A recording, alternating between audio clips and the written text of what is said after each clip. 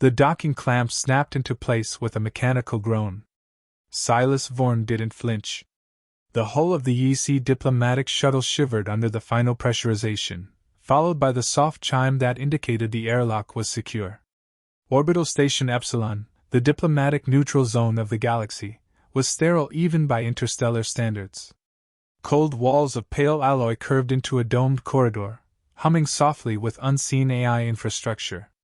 It smelled faintly of ozone, recycled too many times to forget where you were, far from home, deep in enemy shadow. Silas adjusted his black diplomatic robes, then stepped forward. Behind him, Admiral Harkin and Liachin emerged in quiet formation. Harkin carried the weight of Earth's military history like a shield, tall, square-jawed, always bracing for a fight.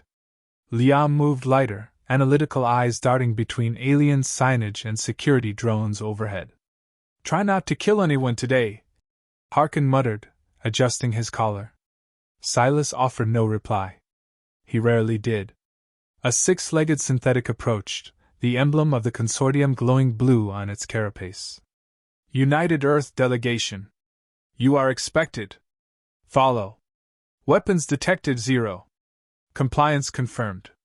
The AI turned and led them down a spiraling corridor, its limbs clicking softly on the polished floor. Silas walked in silence, observing everything. Not the grandeur, but the vulnerabilities. The blind corners. The misplaced cameras. The proximity of security nodes to airlock access. He wasn't here for decoration. The central hall of Epsilon looked like a cathedral built by machines. A massive circular chamber with levitating conference platforms hovered around a central pit. Above, mirrored ceilings reflected distorted figures moving beneath. Surveillance drones blinked like slow stars. At the highest tier, the consortium judges watched in silence, mechanical deities behind curved glass. And then the Vicar entered. They didn't walk. They invaded. King Urzhak led them, a towering, plated behemoth adorned with gold-lined armor and bones strung into ceremonial sashes. Behind him, a dozen Vicar soldiers stomped in lockstep, each wearing the same jagged sigils burned into their chests. Their skin was scaled obsidian, eyes molten amber. Weapons weren't allowed, but Urzhak's presence was a weapon by itself. He stopped 10 paces from the Earth delegation and sniffed the air with disdain. "So this is the scent of Earth's spine," he growled. Harkin stepped forward, bristling. Lia raised a cautious hand. Silas remained motionless. Urzhak's eyes locked on him. You wear the robe of a diplomat. But your scent is wrong." Silas tilted his head. "Perhaps your nose is broken," a single Vicar hissed. Urzhak smiled, revealing rows of serrated teeth. "Do you speak for your planet, monkey?" "I speak so my planet doesn't have to," Silas said calmly. Urzhak stepped closer. The chamber's temperature seemed to drop with each click of his clawed feet. "I come offering mercy.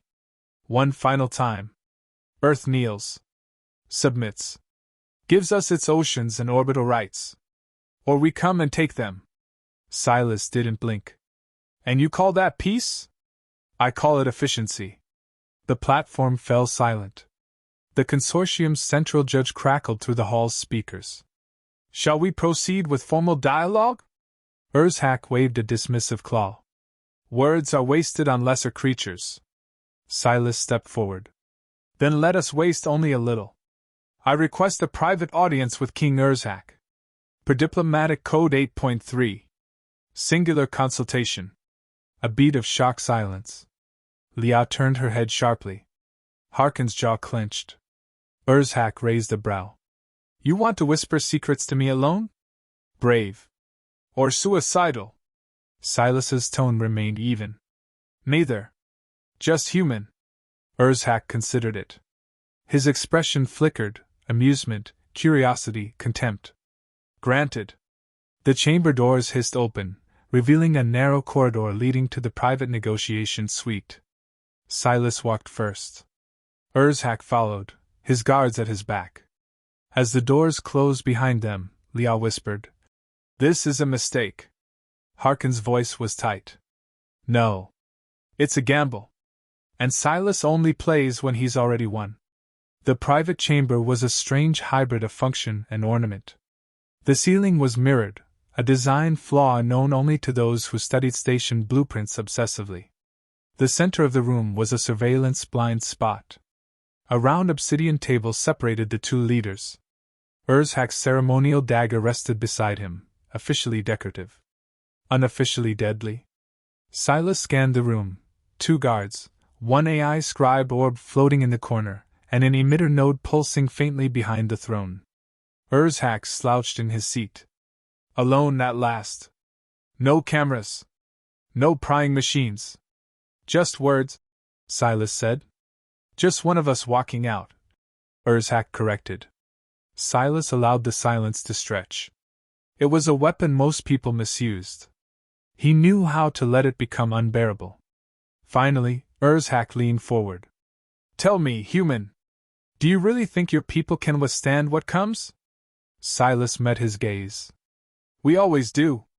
Urzhak's tone darkened. I could kill you now. This room is outside the consortium's eyes. You could try. You don't fear death? I'm not here to live, Silas said flatly. I'm here to stop a war. Urzhak leaned back, grinning.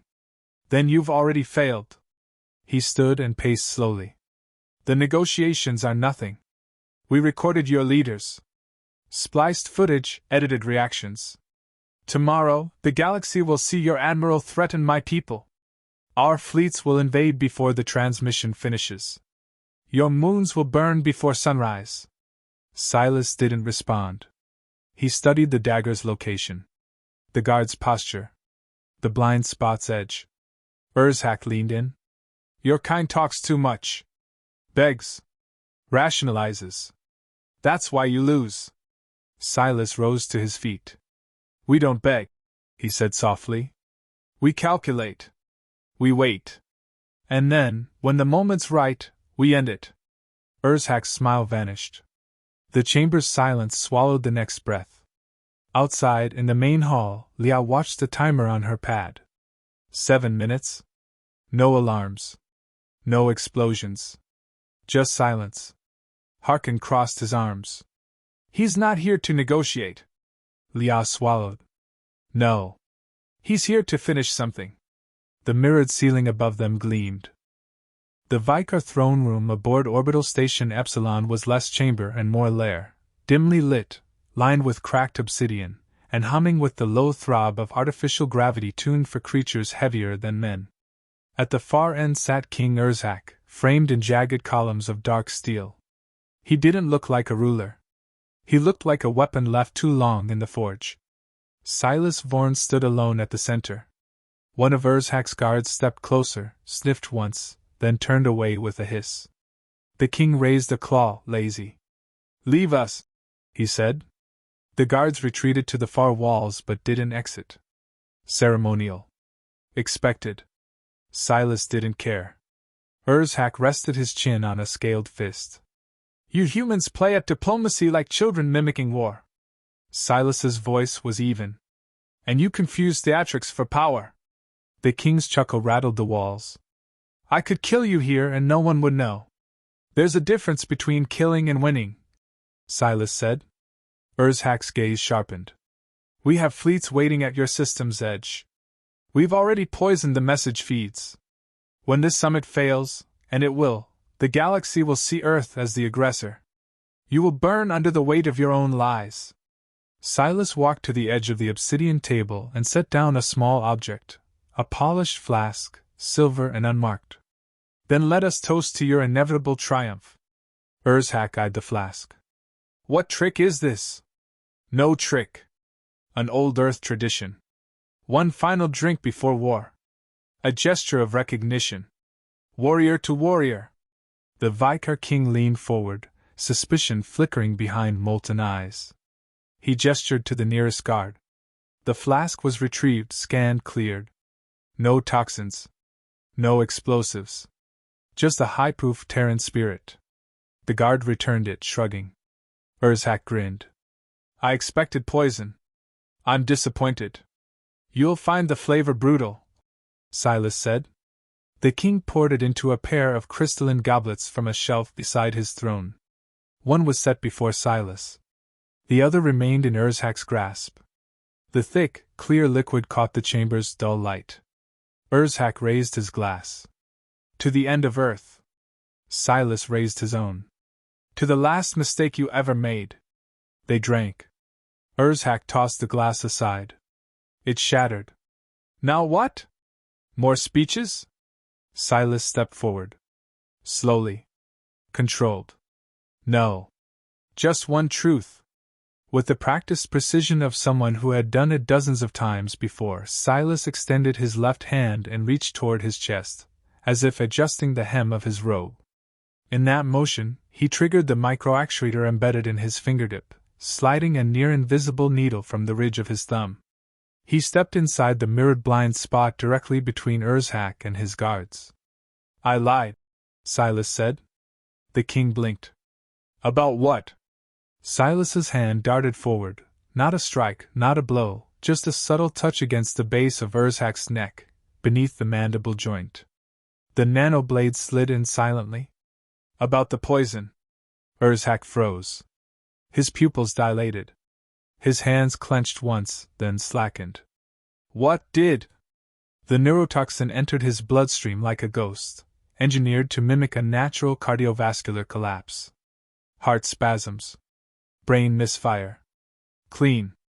Undetectable without specific human tech. He would be dead in 90 seconds. Urzhak staggered. One guard stepped forward. Silas raised a hand casually. He's choking on his pride, he said flatly. The king fell to his knees. His claws scraped the obsidian floor with a sound like broken glass dragged across steel. Then he was still. The guards rushed to him, shouting in Vicar dialect, one screaming for medics. The AI orb in the corner beeped, sending an emergency signal to the consortium systems. Medical drones emerged from hidden panels, scanning the king's form. No signs of external trauma, the AI reported. Pulse irregularity suggests stroke. Fatal. Silas stood to one side, watching. A consortium security drone appeared at the door. Incident detected. Human diplomat, step aside. I already have, Silas said, voice neutral. 2 Vicar medics pushed in. One began chest compressions. The other administered a jolt of bioplasmic stimulation. Nothing changed. The king was dead before either touched him. A Vicar general screamed in rage. You did this! Your king drank himself into legend, Silas said coldly. I merely shared the cup. The consortium drone floated between them. No physical assault recorded. No evidence of foul play. He dies in the middle of talks, and you claim it's natural? The general barked. The AI's voice remained emotionless. Probability of congenital neural rupture within Vicar species increases past age 300. Estimated likelihood, 2.1%. Irregular, but not impossible. Silas turned and walked away. The corridor was quieter now. Sterile again. As if nothing had happened. Silas rejoined Harkin and Lia in the main hall. Harkin's voice was low. Well? He choked, Silas replied. Lia blinked. On what? On the future. They moved toward the docking bay without another word. Behind them, the summit dissolved into uproar. Vicar aides shouted. Consortium judges demanded reports. But Silas heard none of it. His focus was already shifting. Not to the past. Not even the present. But to the next threat. 10 hours later, in a UC debriefing room aboard the Verdict, Admiral Harkin stared across the table. You killed him! Silas didn't answer. Harkin leaned forward. Did anyone see? No. Will they prove it? They'll try. They'll fail. The Admiral exhaled. That buys us time. But not peace. Silas stood. Peace was never an option. Just a delay. I gave you one. Liao watched him from the far side, still trying to understand. He never saw it coming. They never do, Silas said. He left the room. No medals. No applause. Just silence, his only reward, and the only warning the galaxy would ever get. The news spread across the station in minutes. King Urzhak was dead. By the time Silas Vorn stepped back aboard the EC diplomatic shuttle, the corridors of orbital station Epsilon were tense with rumor and movement. Vicar envoys scrambled through the halls, shouting in fragmented commands. Consortium enforcers floated overhead, neutral and watchful. Armed conflict was forbidden on the station, but political panic was not. Inside the shuttle, Admiral Harkin leaned against the support rail, arms crossed, watching the chaos unfold through the viewport. "So what's their story?" he asked. Silas sat, slowly removing the outer layer of his diplomatic robe. "Stroke. Natural cause," he replied. "And no one's questioning that?" "They're questioning everything," Silas said. "But nothing they can prove. Urzhak's death occurred in a blind spot. No video. No physical trauma. No toxins the station can detect." Harkin grunted. "Hell of a coincidence." "Depends who you're asking." The shuttle vibrated beneath them as the docking clamps disengaged. Silas looked out the window. A Vicar battlecruiser loomed in the distance, holding position. "For now." "Think they'll retaliate?" Harkin asked. Silas didn't answer immediately. "No. Not yet. Urzhak held the Empire together through fear. Without him, there's no single chain of command. No successor strong enough to act." Liachin entered from the aft cabin, datapad in hand. "Consortium just released the official record," she said. "Statement confirms King Urzhak suffered sudden neurovascular collapse. No foul play determined. Summit declared concluded due to unexpected circumstances." She looked between them. "And just like that, we walk out clean?" "No," Silas said. "We walk out ahead." 20 hours later, back on Earth, Silas stood in a subterranean debriefing chamber beneath the New Geneva complex. The walls were unmarked alloy, the lighting clinical. No insignias. No names. Just silence and protocol. 2 high-ranking officials stood behind a polarized screen. He didn't need to see their faces. He'd worked with enough shadows to know their kind. "You neutralized a sovereign ruler," one voice said. "Inside a diplomatic zone." "I neutralized a threat," Silas replied. "The Dominion may regroup. They may retaliate. They would have invaded yesterday if I hadn't acted." A long pause. "We didn't give you that order." "No. You gave me discretion. I used it." More silence. Then the second voice spoke, quieter. "We've reviewed the data. The mission is considered successful. No retaliatory movement observed. For now." "Then we're done," Silas said, turning toward the exit. "One more question," the first voice called. "How did you know it would work? That no one would stop you? That the Vicar wouldn't detect the toxin?" Silas paused at the door. "I didn't." He walked out without waiting for the reply. The night sky above New Geneva was starless, clouded by the city's shield dome reflecting ambient light. Rain fell in slow, cold sheets. Silas stood alone on a rooftop ledge, suit damp, collar unbuttoned. Below, the city pulsed, quiet for now. Peaceful. He didn't feel triumphant. He never did. His fingers moved idly across the edge of the railing, tracing imaginary lines. In the distance, a ship broke through the upper atmosphere, its engines carving a silent path across the clouds. Not military. Transport. Life moved on. Leah's voice echoed in his mind. He never saw it coming. Most never did. That was the point. Behind him, footsteps approached. Soft. Measured. A woman in a slate-gray coat stopped beside him. Tall, hair tucked beneath a black hood. Her voice was crisp. "You've made quite the impression. I wasn't trying to. You succeeded anyway."